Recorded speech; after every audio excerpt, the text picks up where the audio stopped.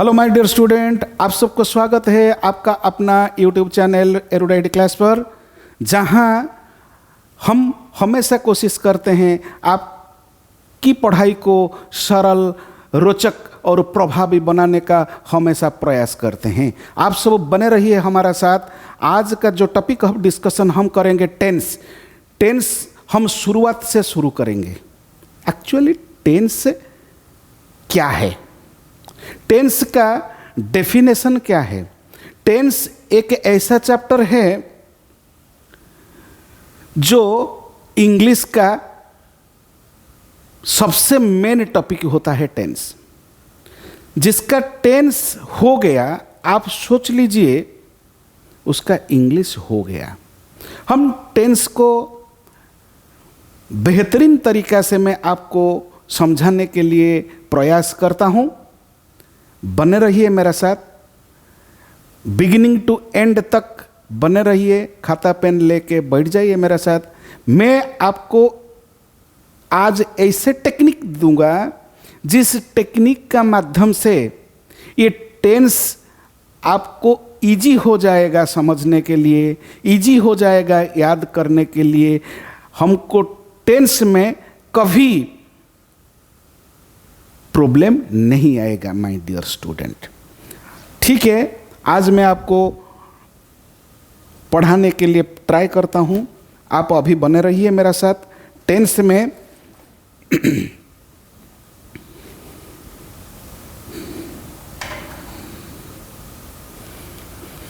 Tense actually my dear student, ये जो tense है ना, ये टेंस क्या है अब बताइए ना। What is tense? टेंस को समझने के लिए मेरा फर्स्ट वीडियो आपको देखना होगा। फर्स्ट वीडियो से मैं टेंस के बारे में डिटेल से बता दिया। ये टेंस से ये टाइम एक्शन का कॉम्बिनेशन होता है।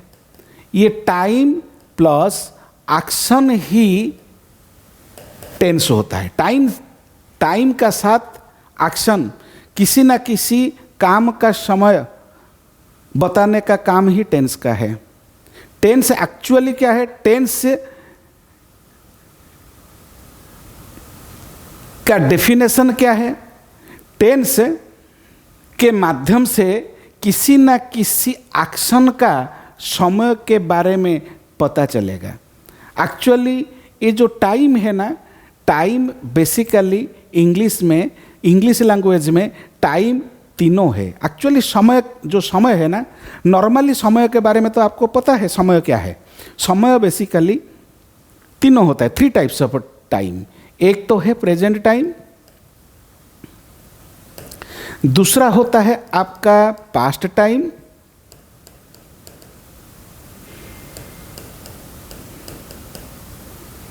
तीसरा होता है आपका फ्यूचर टाइम। ये आपको पता है, मैंने भी फर्स्ट क्लास में आपको डिस्कशन कर दिया था। ये जो एक्शन है ना, ये है time. Action basically indefinite action. दूसरा होता है आपका continuous action, then perfect action, then another perfect continuous. Clear? देखो, टाइम तीनों ही है। There are 3 types of time and action 4 होता है। These are known as the state of action. किसी ना किसी एक्शन का अवस्था ही इंडेफिनाइट है, कंटिन्यूअस है, परफेक्ट है, परफेक्ट कंटिन्यूअस है। मीन्स एक्शन बेसिकली 2 तरह होता है। What is action? Action basically 2 types है। एक तो है किसी ना किसी काम को करने के लिए करने वाला का एनर्जी चाहिए। मीन्स करने वाला मीन्स डूअर। सपोज मैं आपको पढ़ा रहा हूँ, मीन्स पढ़ाने का काम, पढ़ा रहा हूँ मीन्स टीच एक वर्ब है। ये जो टीच का मतलब होता है काम। क्या काम, किस टाइप का काम है? ये पढ़ाने का काम होता है टीच में सपोज टीचर का एनर्जी लग गया, सपोज टीचर का एनर्जी टीच का साथ आ गया ना, वो टीचिंग में कन्वर्ट हो जाता है। क्लियर? जब टीचर का एनर्जी टीच काम में, टीच एक्शन में यूज होगा, तब जाके ये टीचिंग में कन्वर्ट होगा। ये टीचिंग क्या है? टीचिंग एक प्रोसेस है। ये किस टाइप का प्रोसेस है? ये कंटिन्यूअस प्रोसेस। मीन्स किसी ना किसी एक्शन का साथ जब करने वाला का एनर्जी यूज होगा, तब वो एक्शन वर्ड एक प्रोसेस में आ जाएगा। That is known as the continuous process. Actually action दो तरह का होता है, एक तो continuous process of action and दूसरा होता है आपका कंप्लीट प्रोसेस ऑफ एक्शन। जब मैं काम अभी मैं पढ़ा रहा हूँ आपको, 1 घंटा का अंदर में मेरा पढ़ाने का काम बंद करूँगा अवश्य। देखो मेरा लाइफ अभी चल रहा है, कभी ना कभी भी वो भी बंद होगा। मीन्स ये जो एक्शन अभी हम कर रहे हैं, मैं जो आपको पढ़ा रहा हूँ, आप जो पढ़ रहे हैं, ये 1 घंटा 2 घंटा तक हमारा ये एक्शन चलता रहेगा। जब तक मैं हूँ तब आप मेरा साथ है। एक ना एक एक्शन, किसी ना किसी एक्शन का साथ डूअर का एनर्जी लग गया, मीन्स वो एक्शन एक स्टेट पे आ जाएगा। That is known as the continuous status of action बा कंटिन्यूअस स्टेट ऑफ एक्शन। वो कंटिन्यूअस स्टेट ऑफ एक्शन जब कंप्लीट हो जाएगा, तब वो एक्शन कन्वर्ट हो जाएगा। ये continuous state of action that is known as the perfect action. Perfect action means जो एक्शन चल रहा है उसका नेचर हमेशा कंटिन्यूअस है, उसका प्रोसेस हमेशा कंटिन्यूअस है। जब वो बंद होगा उसका प्रोसेस क्या, वो कंप्लीट नेचर का होगा। ये कंप्लीट एक्शन, ये कंप्लीट एक्शन, ये एक्शन कंप्लीट एक्शन है। क्लियर? देखो एक टीच का टीचिंग ये V4 है, ये आपका कंटिन्यूअस स्टेट ऑफ एक्शन है। ये टॉट, ये टॉट जो है ना, ये आ गया आपका, ये V3 है। ये जो V3 ये कंप्लीट नेचर का है। That is known as the completed action और परफेक्ट एक्शन। मीन्स किसी ना किसी एक्शन का 2 स्टेट होता है। You have to remember again. एक तो है कंटिन्यूअस स्टेट ऑफ एक्शन, दूसरा एक्शन होता है perfect state of action. Continuous का साथ परफेक्ट लग गया, मीन्स कुछ कुछ एक्शन ऐसे होते हैं जिसका नेचर कंटिन्यूअस है, नेचर भी परफेक्ट है। That is known as the perfect continuous. Means कुछ काम हो गया है, कुछ काम होने के लिए बाकी है। मीन्स जो एक्शन चल रहा है वो एक्शन का स्टार्टिंग पॉइंट हमको पता है, मीन्स स्टार्टिंग हमको पता है, अब एंडिंग पता नहीं है। कुछ एक्शन ऐसे होता है जिसका स्टार्टिंग एंड एंडिंग दोनों, ये स्टार्टिंग पॉइंट, ये एंडिंग पॉइंट, जो एक्शन का स्टार्टिंग, जो काम का स्टार्टिंग, बिगिनिंग और एंडिंग दोनों पता है ना, that is known as the perfect state of action. Means continuous state of action का बिगिनिंग पता है, एंड पता नहीं है। And complete state of action का स्टार्टिंग बिगिनिंग पता है एंड एंड भी पता है। दूसरा है another action that is known as the perfect continuous action.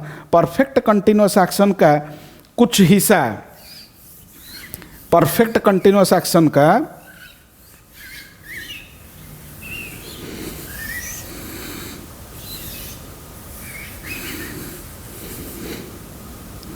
जो परफेक्ट कंटिन्यूअस होता है ना, जो परफेक्ट कंटिन्यूअस है ना,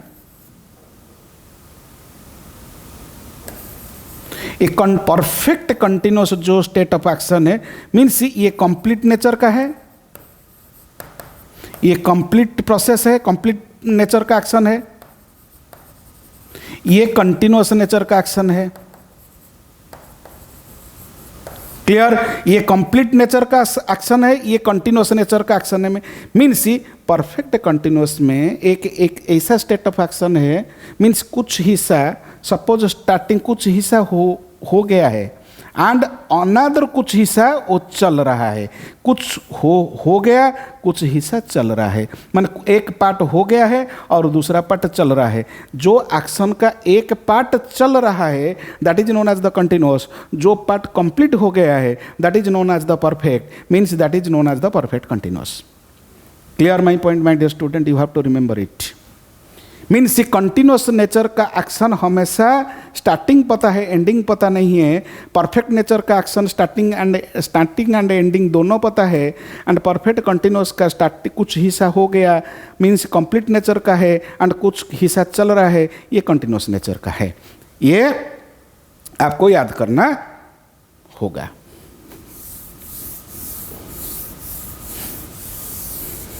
अभी हम डिस्कशन करेंगे क्या, अभी हमारा जो टॉपिक डिस्कशन होगा that is known as the ये टाइम है ना, टाइम एक्चुअली तीनों है। एंड एक्शन जो है ना, एक्शन ये 4 प्रकार का एक्शन है।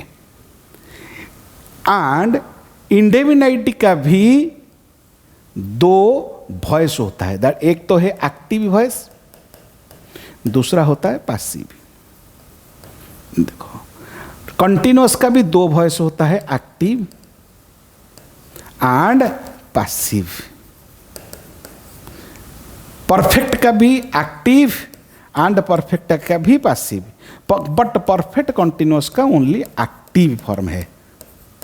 मीन्स जो प्रेजेंट टाइम में जो काम हो रहा है, मीन्स प्रेजेंट टाइम में सपोज एक काम जिनका नेचर है इंडेफिनाइट। इंडेफिनाइट का मतलब क्या है, जिसका स्टार्टिंग भी पता नहीं है, एंडिंग भी पता नहीं है।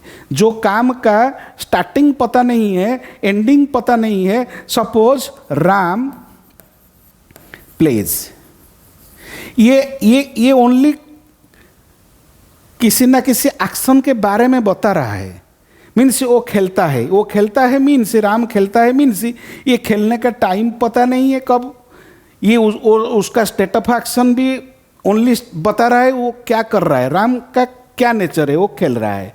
मीन्स वो खेलता है, खेल रहा है नहीं खेलता है, वो राम खेलता है। मीन्स ये इंडेफिनाइट स्टेट ऑफ एक्शन का दोनों स्टार्टिंग पता नहीं है, स्टार्टिंग भी पता नहीं है, एंडिंग भी पता नहीं है। सपोज जो एक्शन का स्टार्टिंग हमको पता नहीं है, एंडिंग हमको पता नहीं है, वो एक्शन को बोला जाता है indefinite state of action. That action is known as the indefinite state of action. Means indefinite state of action का स्टार्टिंग एंडिंग दोनों पता नहीं है। कंटिन्यूअस स्टेट ऑफ एक्शन का स्टार्टिंग पता है, एंडिंग पता नहीं है। And perfect state of action का स्टार्टिंग एंडिंग दोनों पता है।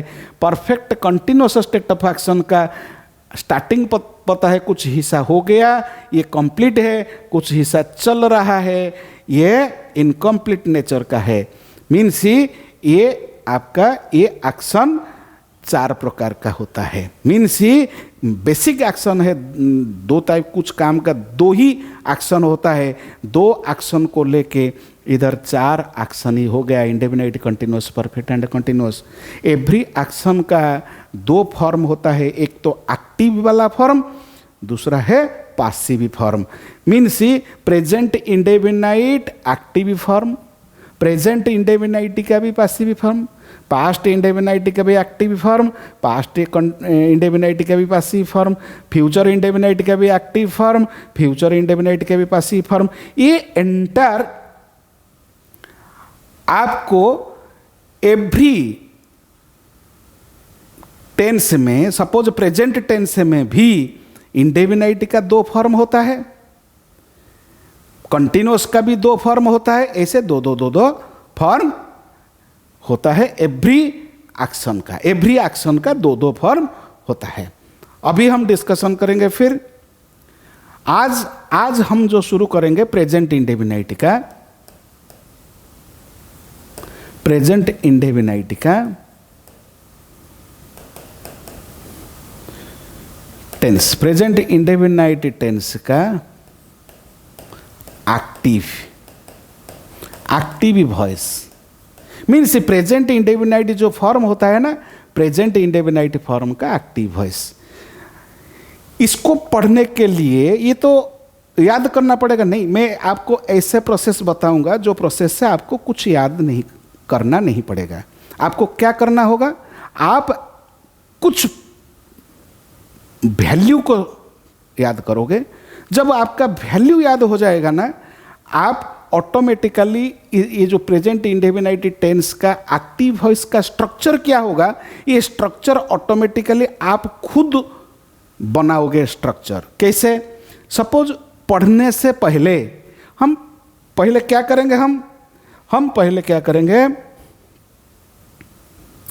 ये जो प्रेजेंट एंड का वैल्यू, पास्ट का वैल्यू एंड फ्यूचर का वैल्यू क्या है, ये वैल्यू को समझने से पहले हमको समझना होगा ये जो वर्ब होता है ना, actually verb, types of verb को हम समझेंगे।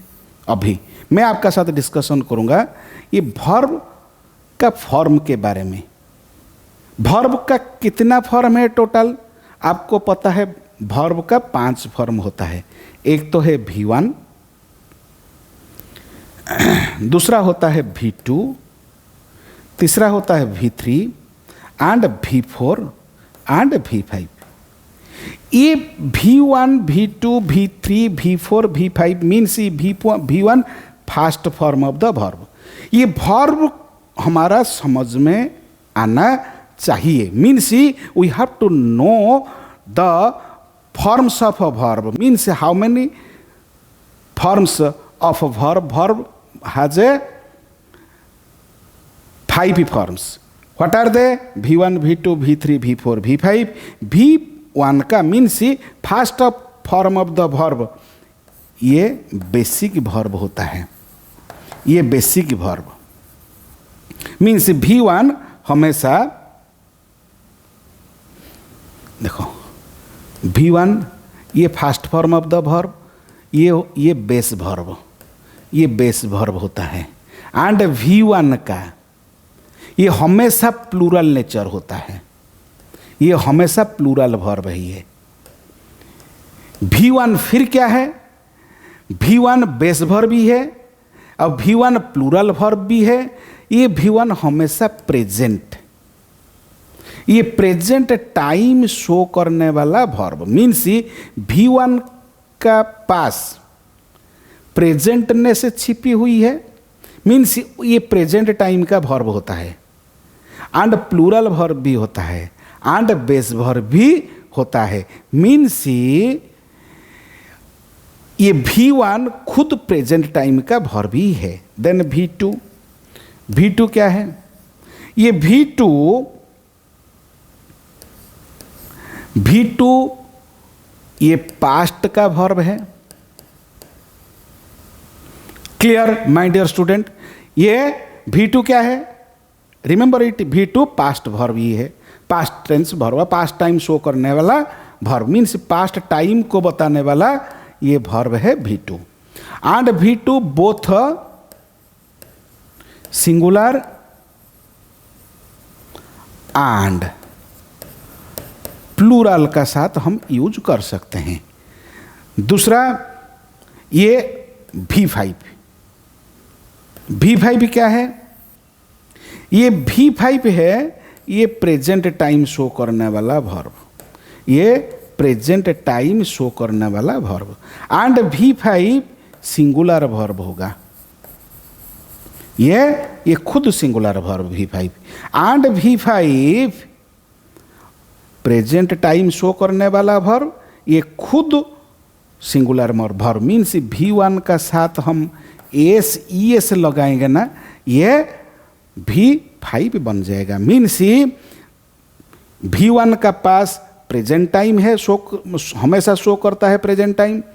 V5 हमेशा सिंगुलर वर्ब होगा and V1 plus SES is equal to V5 होगा। You have to remember it. And V3 and V4 क्या है, V1 का साथ ING, V1 plus ING is equal to V4 होता है। You have to remember it. V1 का साथ हम ING लगाएंगे ना, तब जाके ये V4 हो जाएगा। मीन्स V4 ये कंटिन्यूस स्टेट ऑफ, ये स्टेट बताने वाला वर्ब है, ये एक्शन बताने वाला वर्ब है, मीन्स ये टाइम बताने वाला वर्ब है। ये दोनों वर्ब, ये तीनों वर्ब हमेशा टाइम के बारे में बात करते हैं। ये एक्शन बताने वाला वर्ब होता है। मीन्स ये जो V4 है ना, ये कंटिन्यूस नेचर का वर्ब होता है। ये कंटिन्यूस स्टेट ऑफ एक्शन को, ये कंटिन्यूस वर्ब है, ये ओनली एक्शन शो करता है। क्या शो करता है? ये ओनली एक्शन। मीन्स इसका टाइम का साथ कोई रिश्ता नहीं है। Means V4 continuous state of action show करता है। My dear student, you have to remember it. And V3 means third form of the verb. Third form of the verb ये भी हमेशा एक्शन वर्ब होता है। ये एक्शन को ही show करने वाला वर्ब है V3। ये कंप्लीट नेचर का होता है, ये कंप्लीट नेचर का होता है। ये हमेशा परफेक्ट वर्ब है, ये परफेक्ट।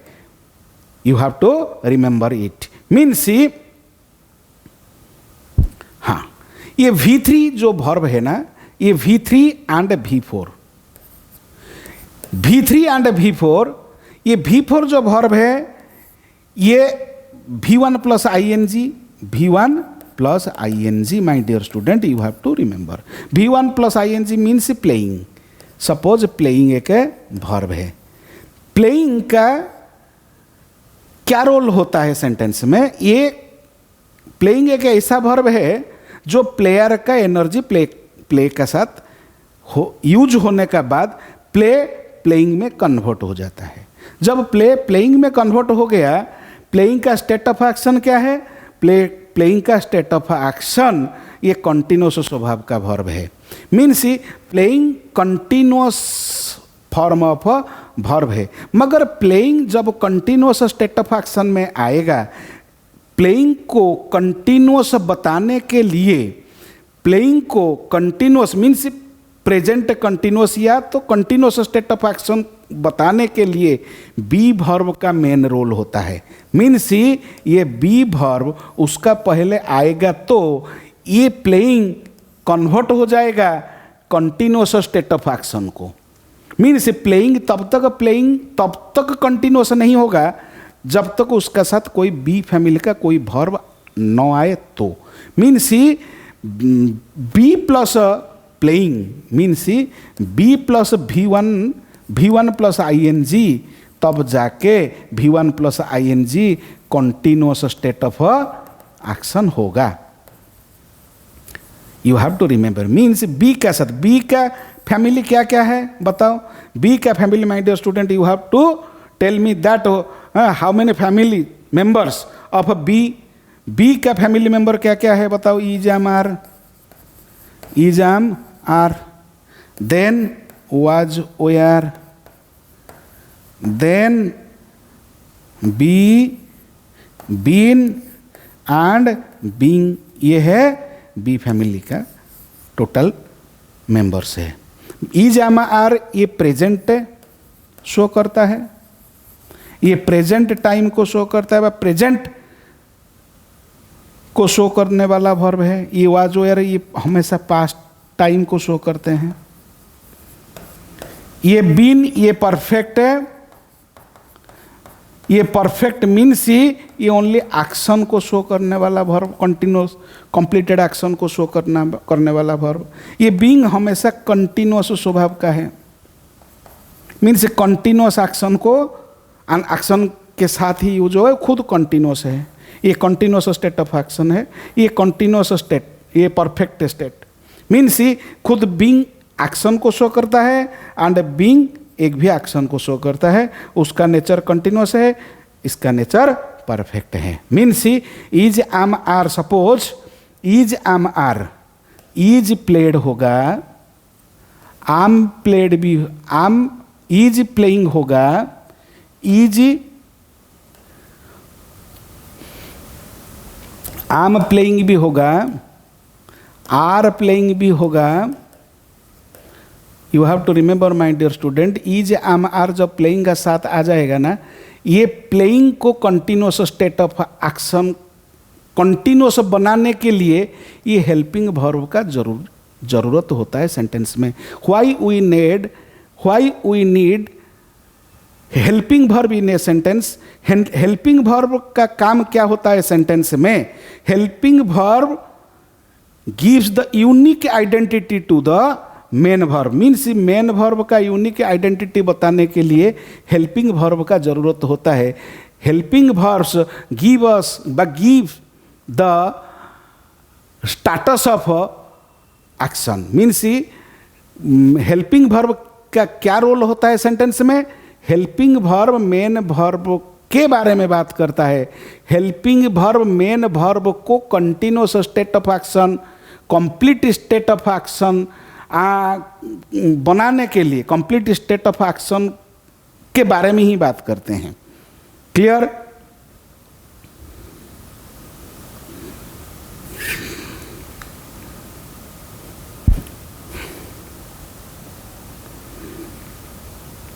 देखो माय डियर स्टूडेंट, V3 का दो रूप होता है,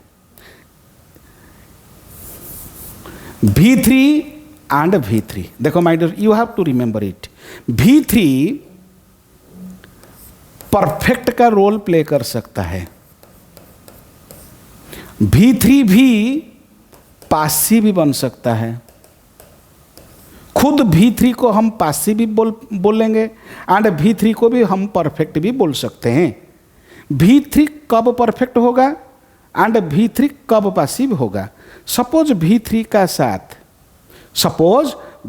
का साथ बी फैमिली, हाफ फैमिली का कोई ना कोई आ गया मीन, तो हाफ फैमिली का क्या क्या है? हाफ का प्रेजेंट है, हाफ खुद है, हाज भी है, पास्ट में हार्ड है, ये पास्ट में हार्ड है। मीन्स हाफ प्लस V3, हाज plus V3, hard plus V3। Means suppose have played, suppose has played, had played।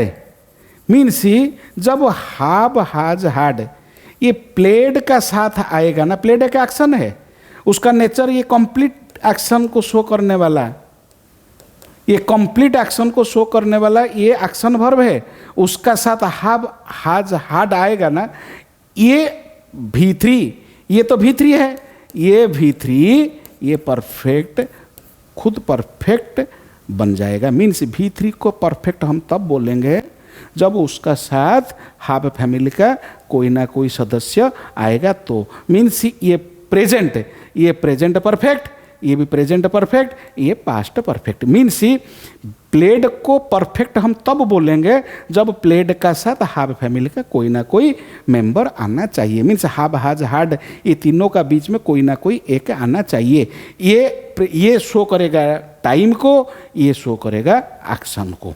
ये टाइम का बारे में बात करेगा, ये present perfect, past perfect. Clear my dear student, you have to remember it. दूसरा बात है, ये V3 भी पासिव हो सकता है।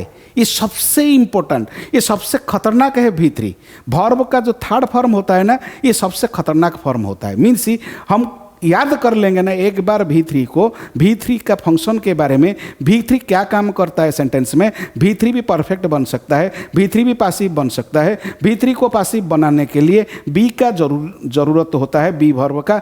V3 को परफेक्ट बनाने के लिए हाफ हेल्पिंग वर्ब का जरूरत होता है। V3 को पासिव बनाने के लिए बी हेल्पिंग वर्ब का जरूरत होता है। Be helping verb gives the unique identity to continuousness. Be helping verb gives us a unique identity to passiveness. Means वो पासिव बनाने के लिए भी काम करेगा और कंटिन्यूस बनाने के लिए भी बी वर्ब का आवश्यकता होता है। सपोज बी का था साथ है, बी फैमिली का कोई ना कोई आ गया, मीन्स इज एम आर ये भी आ सकता है, एंड वाज ओआर ये भी आ सकता है। क्लियर? इज एम आर का साथ V3 means is played, am played. Clear? Are played. Suppose ये प्लेड का साथ सपोज प्लेड का साथ इज एम आर आ गया, मीन्स ये present passive, present passive, present passive. Suppose was played, suppose were played, suppose ऐसे प्लेड का साथ वाज ओयर भी आ गया तो आप सोच लीजिए ये पास्ट है, ये पास्ट है, ये पासिव है, पास्ट पासिव। आप ऐसे बोलोगे ये पास्ट पासिव, मीन्स ये हेल्पिंग वर्ब, ये भी हेल्पिंग वर्ब क्या रोल प्ले कर रहा है, ये बी फैमिली का है। ये बी वर्ब हमेशा क्या बताता है, ये बताता है स्टेट ऑफ एक्शन, एक्शन का क्या स्टेट होता है, टाइम ऑफ एक्शन, क्या टाइम होता है वो भी बताता है। Means is helping verb gives us unique identity to the main verb. Means main verb का आइडेंटिटी बताने के लिए, मेन वर्ब का स्टाटस बताने के लिए, मेन वर्ब का बारे में डिस्कशन करने के लिए कौन करता है मेन वर्ब, मेन वर्ब का स्टाटस बताता है, मेन वर्ब का स्टाटस बताता है helping verb. Means helping verb का बहुत सारे इंपॉर्टेंट रोल होता है सेंटेंस के अंदर। My dear student, you have to remember it. देखो my dear student, means be का साथ V3 ये क्या होगा, ये होगा पासिव। बी का साथ ING V1 प्लस ING ये क्या होगा, ये होगा कंटिन्यूअस। क्लियर? मीन्स बी का साथ हाफ का साथ B3 क्या होगा, हाफ फैमिली का साथ V3 क्या होगा, ये होगा perfect. You have to remember it. Means be का साथ V1 प्लस ING कंटिन्यूअस, ये प्रेजेंट कंटिन्यूअस भी हो सकता है, पास्ट कंटिन्यूअस भी हो सकता है। ये प्रेजेंट परफेक्ट भी हो सकता है, पास्ट परफेक्ट भी हो सकता है। ये प्रेजेंट पासिव भी हो सकता है, पास्ट पासिव भी हो सकता है। मीन्स पासिव बनाने के लिए हमको क्या ज़रूरत है, पासिव बनाने के लिए बी वर्ब का साथ V3 का ज़रूरत होता है सेंटेंस में। मीन्स बी वर्ब के साथ, देखो ये बी वर्ब का बहुत रोल होता है। ये बी वर्ब को इसीलिए प्राइमरी ऑक्सिलरी माना जाता है, क्योंकि ये बी वर्ब कभी कभी बी वर्ब मेन वर्ब का भी रोल प्ले करेगा, कभी कभी ये हेल्पिंग वर्ब का भी रोल प्ले करेगा। जब खुद बी वर्ब हेल्पिंग वर्ब होगा तब सेंटेंस एक्टिव भी बना सकता है एंड पासिव सेंटेंस भी बनाने के लिए वो उसका रोल बहुत ज़्यादा होता है। Means be verb helping verb तब होगा, बी वर्ब हेल्पिंग वर्ब जब होगा वो भी खुद एक्टिव सेंटेंस भी बना पाएगा एंड पासिव सेंटेंस भी बना पाएगा। और दूसरा है बी वर्ब जब मेन वर्ब होगा, मेन वर्ब होने से क्या होगा, ये जो सब्जेक्ट के बारे में बात करेगा, उसका पहले जो सब्जेक्ट आएगा ना, सब्जेक्ट के बारे में बात करेगा। मीन्स ये बी वर्ब जब हेल्पिंग वर्ब का रोल प्ले करेगा, ये भी सब्जेक्ट का एनर्जी, सब्जेक्ट का एक्शन को वो पास करवाएगा। मीन्स हेल्प करेगा एनर्जी को पास करने के लिए। क्लियर? जब खुद पासिव बनेगा, मीन्स हेल्पिंग वर्ब हेल्प करेगा सेंटेंस को पासिव बनाने के लिए, तब ये जो सब्जेक्ट है ना, सब्जेक्ट दो प्रकार का होता है। एक तो है energetic subject, means active subject, and ये पासिव सब्जेक्ट। क्लियर? जब बी का पहले पासिव सब्जेक्ट आएगा, ये सब्जेक्ट क्या होगा, जब पासिव होगा तो हेल्पिंग वर्ब V3 को हेल्प करेगा सेंटेंस को पासिव बनाने के लिए। जब सेंटेंस में एक्टिव सेंटेंस होगा तो एक्टिव सेंटेंस का जो सब्जेक्ट है वो सब्जेक्ट हमेशा एक्टिव होगा। Means you have to remember it. Means एक सेंटेंस में, किसी ना किसी सेंटेंस में, माय डियर स्टूडेंट, सेंटेंस कैसे बनता है, सेंटेंस में फास्ट ये 4 रूल आप याद करो, आपको याद करना पड़ेगा। You have to remember 4 rules. Sentence में सब्जेक्ट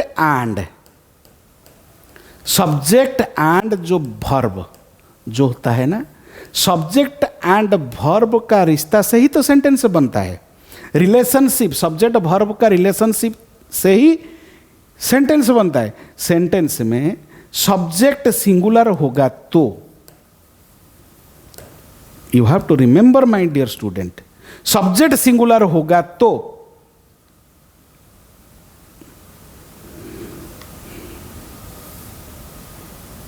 सब्जेक्ट सिंगुलर होगा तो वर्ब सिंगुलर होना चाहिए। वर्ब बराबर, हाँ,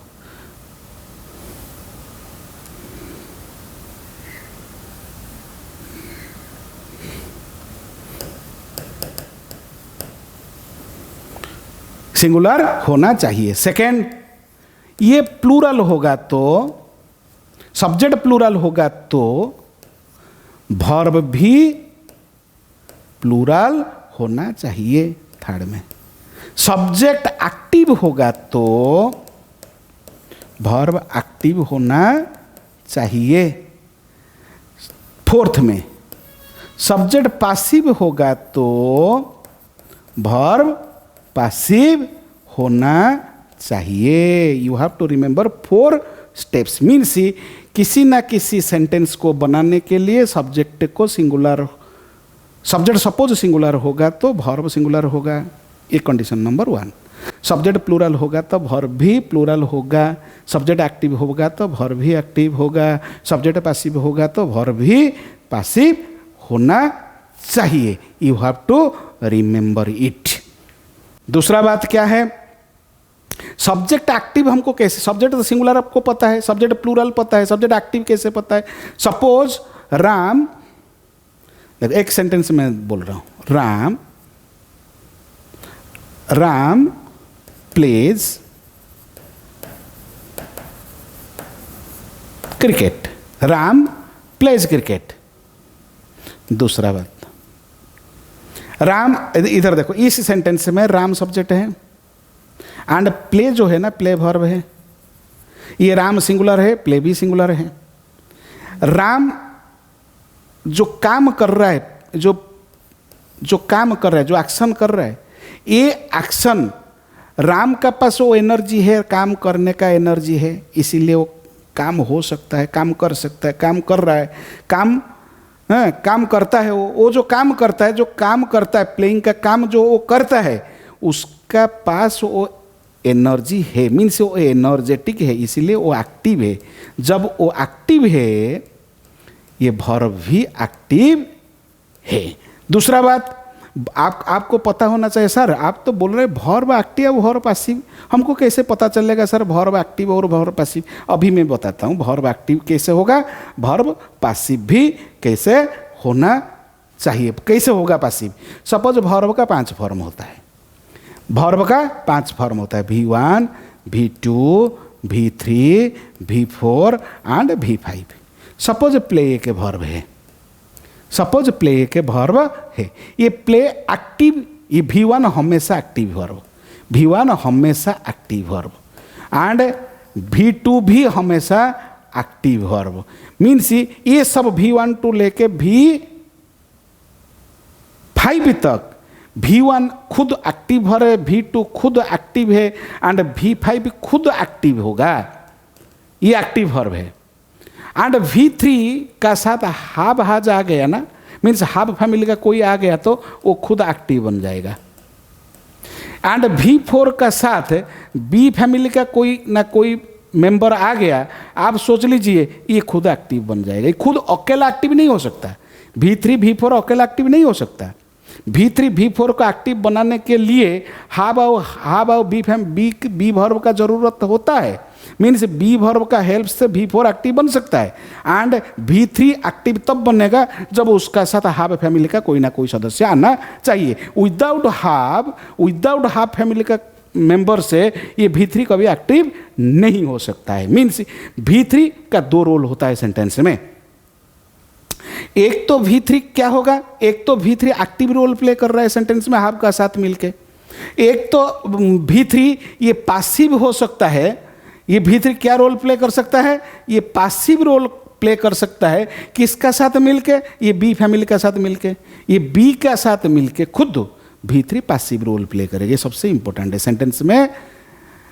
कभी कभी क्या होता है कि वर्ब पैसिव हो जाता है। हमको कैसे पैसिव पता चलेगा? बी प्लस V3 ही पैसिव है। मीन्स बी प्लस V3 का साथ जो सब्जेक्ट आएगा वो सब्जेक्ट हमेशा पैसिव सब्जेक्ट होगा, वो हमेशा नॉन एनर्जेटिक सब्जेक्ट होना चाहिए।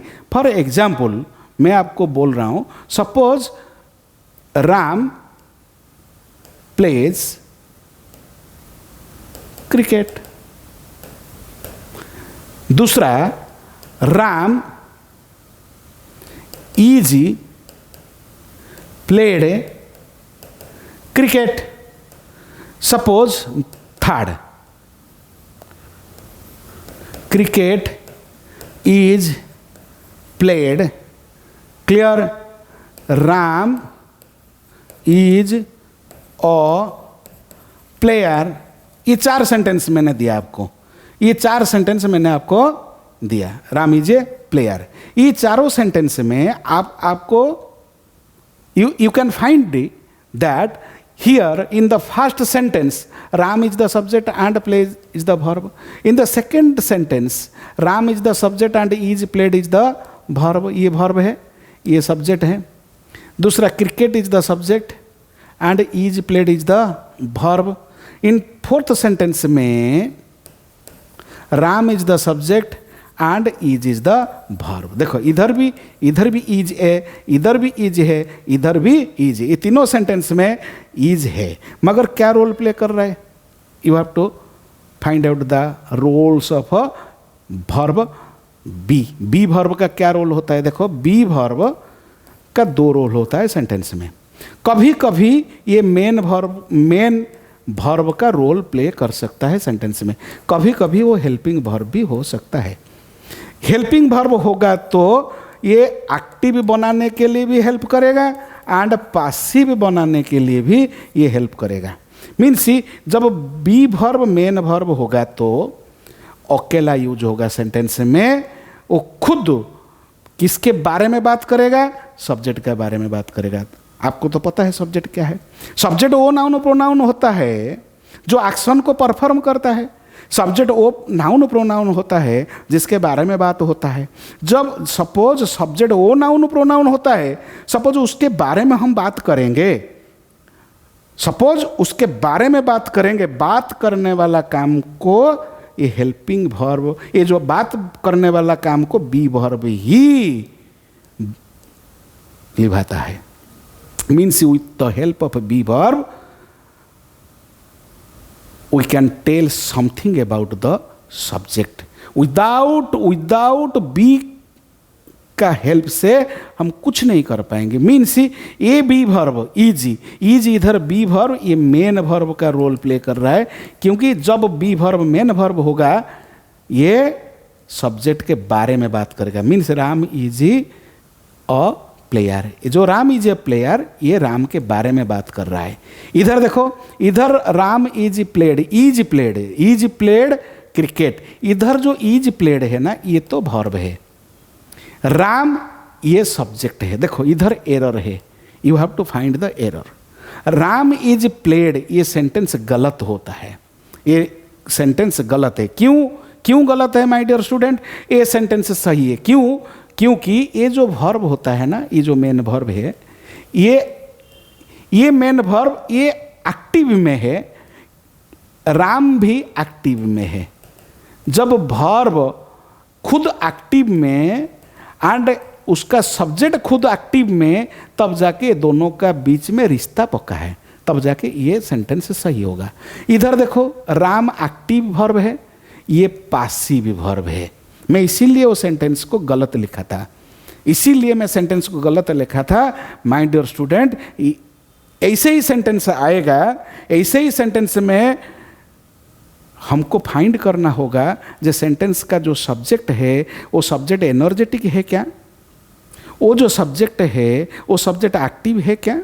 जब वो सब्जेक्ट एक्टिव होगा वर्ब एक्टिव होना चाहिए, जब वो सब्जेक्ट पैसिव होगा वो वर्ब पैसिव होना चाहिए। Active subject and active verb के बारे में ये सीखना और सिखाने का काम ही मेरा है। मैं आपको आज क्लास में active subject and active verb and active passive subject and passive verb के बारे में ही सिखाऊंगा। कैसे देखो आगे, ये जो V1 है, ये V1 को हम कैसे पासिव बनाएंगे, V1 को हम पासिव कैसे बनाएंगे, मीन्स V1 ये तो first form of the verb.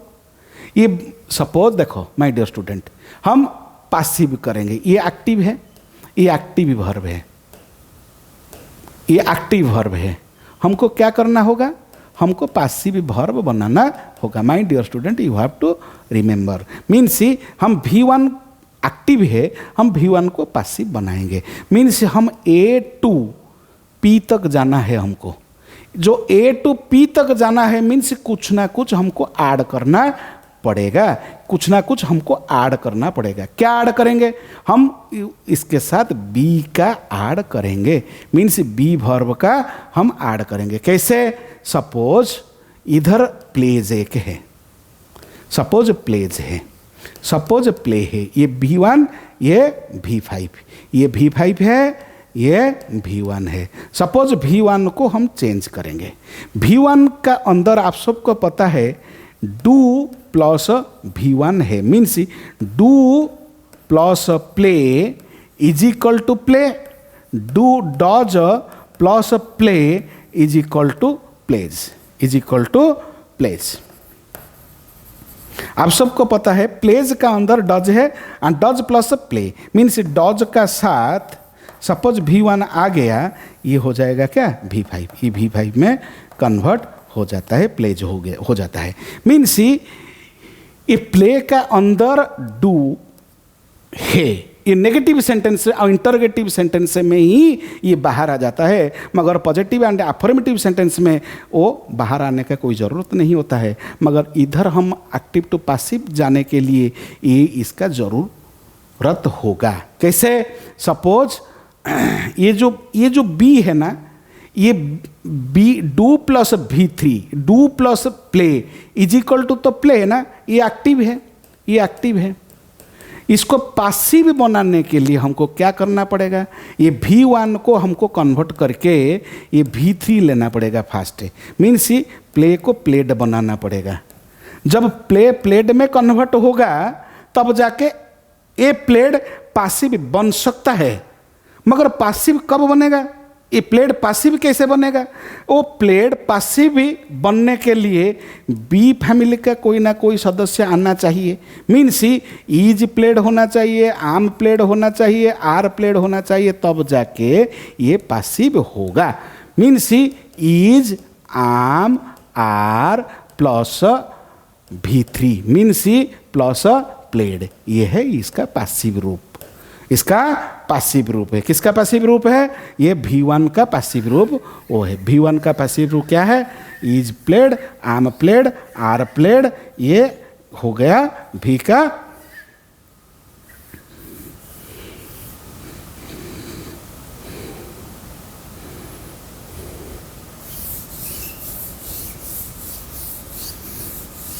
Then फिर डिस्कशन करेंगे आगे। हम V2 को पासिव बनाएंगे। हम V2 को कैसे पासिव बनाएंगे, देखो V2 में ये DD प्लस V1 है, DD प्लस V1 है। मीन्स ये V1 को चेंज करने के लिए हमको V3 करना पड़ेगा। V1 को हम V1 को V3 किया, V3 करने के बाद ये जो DD है ना, DD ये पास्ट का है, ये पास्टने से छिपा हुआ है डिड में। इसमें V1 में ये प्रेजेंट है, ये प्रेजेंट में कन्वर्ट हो गया। V1 को चेंज कर दिया, हम V3 में कन्वर्ट कर दिया। V3 को हम क्या करेंगे भाई, पासिव बनाएंगे। मीन्स V3 का साथ B फैमिली का कोई ना कोई सदस्य आएगा तो वो जाके पासिव बनेगा। जब V3 का साथ B फैमिली का कोई ना कोई सदस्य आएगा, B फैमिली का पास्ट वर्ब आना चाहिए। Means was were, was and were plus V3, ये हो जाएगा आपका पासिव। मीन्स V2 का means second form of the verb का पासिव वर्ब क्या है, वाज ओयर प्लस V3 है। दूसरा बात माय डियर स्टूडेंट, ये जो V5 है ना, ये V5 क्या है, V5 मीन्स प्लेज। प्लेज में डॉज प्लस प्ले है, डॉज प्लस प्ले है। डॉज प्लस प्ले को हम कन्वर्ट करेंगे, कैसे होगा? ये प्रेजेंट का इज आम आर, अब आराम से ये V3 ये हो गया क्या? ये हो गया आपका प्रेजेंट का पासिव। क्लियर? तीसरा बात V5 V4। V4 क्या है? मैंने V1 प्लस ING, ये V1 प्लस ING को भी पासिव बनाना है। V1 प्लस ING को भी हम एक्टिव, ये एक्टिव वर्ब है ना, ये एक्टिव कब होगा? उसका साथ बी फैमिली का कोई ना कोई सदस्य आएगा तो। बी फैमिली का is am are was were आ सकता है, is am are was were का साथ V1 प्लस ING आएगा ना, तब जाके V1 plus ING active verb का रोल प्ले करेगा। V1 प्लस ING तब एक्टिव होगा जब उसका साथ बी फैमिली का कोई ना कोई हेल्पिंग वर्ब आना चाहिए। मीन्स उसको भी पासिव बनाने के लिए हम क्या करेंगे? इस V1 प्लस ING को हम V3 में कन्वर्ट कर देंगे। ये जो ING है ना, ING को पिकअप करने के लिए बीइंग, माने बी का देखो, बी का प्रेजेंट का इज हमारा खुद बी एक है, वो बी को सपोर्टिंग वर्ब माना जाता है। बी वर्ब को हम सपोर्टिंग वर्ब ही बोलते हैं। मीन्स बी का साथ ING लग जाएगा, इधर ही बी का रोल सबसे मेन रोल होता है। उसका पहले ये बी फैमिली का जो वर्ब है is am are was were वो भी आ सकता है। ये प्रेजेंट कंटिन्यूअस पासिव होगा। मीन्स ये present be plus V1 plus ING ये प्रेजेंट पासिव है, ये प्रेजेंट एक्टिव है, प्रेजेंट एक्टिव वर्ब माने बी प्लस मैंने is playing means present progressive और तो प्रेजेंट कंटिन्यूस। ये कंटिन्यूस होने के लिए बी का जरूरत होता है, मीन जरूरी होता है बी का जो फॉर्म होता है is am are was were, ये प्रेजेंट कंटिन्यूस होगा या तो पास्ट कंटिन्यूस होगा। इधर उसको सपोज हम कन्वर्ट किया पासिव में, ये present continuous passive, present continuous passive, ऐसे ही हमको करना पड़ेगा। माय डियर स्टूडेंट, अगेन मैं कर देता हूँ, फिर मैं डायरेक्ट कर देता हूँ। Means active V1 means play. Suppose play को हम कन्वर्ट करेंगे तो ये पासिव में कैसे होगा? इज प्लेड होगा, इज आम आर प्लेड होगा। सपोज प्लेज को हम कन्वर्ट करेंगे ना, ये भी इज आम आर प्लेड होगा पासिव में। सपोज प्लेइंग को हम कन्वर्ट करेंगे ना पासिव को, उसका पहले तो बी फैमिली का कोई ना कोई सदस्य आना चाहिए। मीन्स ही वो बी का सदस्य ऐसे रहेगा, उसका पहले बीइंग आएगा, उसका पहले प्लेड बाद में प्लेड होगा। मीन्स ही be plus being plus played होगा। फोर्थ में प्लेड को माने V3 को पासिव बनाने के लिए, ये V3 तो एक्टिव कब होगा? उसका साथ हाफ फैमिली का कोई ना कोई सदस्य आना चाहिए।